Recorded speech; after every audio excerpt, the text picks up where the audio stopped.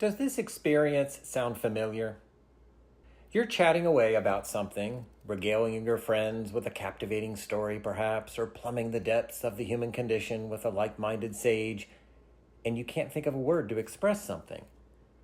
Now, if you were writing alone in your garret, you could take some time to fill this lexical gap, but your audience is hanging on your every word, and now you don't have the right one.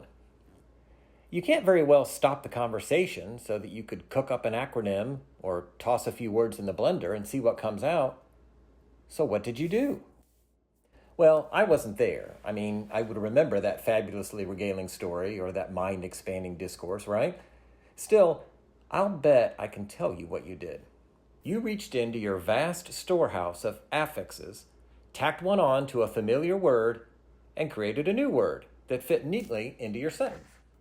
Then you probably said something like, "Is that even a word?" People laughed, and you went on with your story or your conversation. How do I know what happened? I have heard this kind of thing happen over and over again, and there's a good reason. You remember affixation from last week's column, right? By the way, AI clearly doesn't remember. When I tried to type that word in the last sentence, it tried to tell me I meant a fixation. Unlike me, AI apparently doesn't have a fixation on affixation. Anyway, affixation is the process of adding an affix, that is, a meaningful sound or collection of sounds, to a word, often to create a new word. We saw an example in last week's column in the word Orwellian.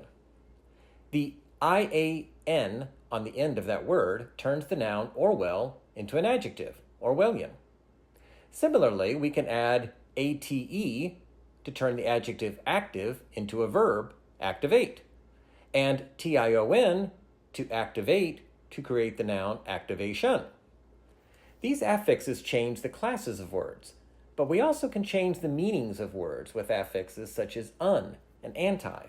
What seems to happen, at least in the speeches and conversations that I hear, is that a speaker knows a word with relevant semantic qualities, that is, relevant meaning, but needs to alter it to make it fit in the sentence or to change its meaning in some way.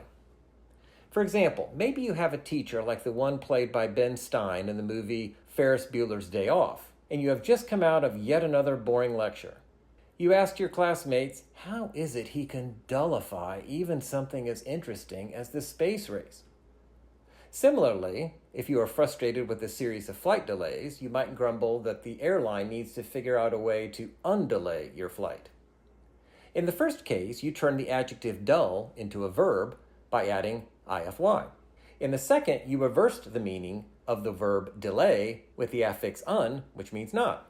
There's actually a term for this kind of on-the-spot coinage. It's called a nonce word, meaning it's invented for the moment. In many cases, there's probably an existing word for the meaning you want. In the second example, the word expedite carries roughly the same meaning, although undelay is more humorous and does carry a little nuance as it suggests removing the delays rather than simply speeding up the process. In this sense, then, many nonce words don't actually fill lexical gaps in the language, even if they do fill gaps in your vocabulary at a particular moment. In other cases, though, your nonce word could be just what the language needs. I don't know of a verb that means make boring.